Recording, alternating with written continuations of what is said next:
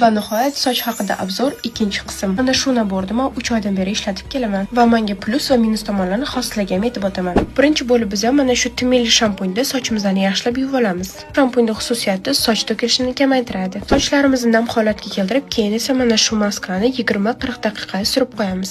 Bu qalampirli maska bo'lib, men уже buni bittasini tugatdim va albatta yana yangisini zakaz qildim.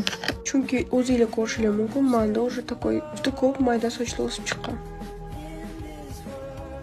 Keyingi etap maskani 20-40 daqiqa ushlab turgandan keyin iliq suvda yaxshilab yuvib tashlaymiz va ketidan maskani mana shu shampunda 2 marta yaxshilab boshimizni ishqalab yuvib tashlaymiz.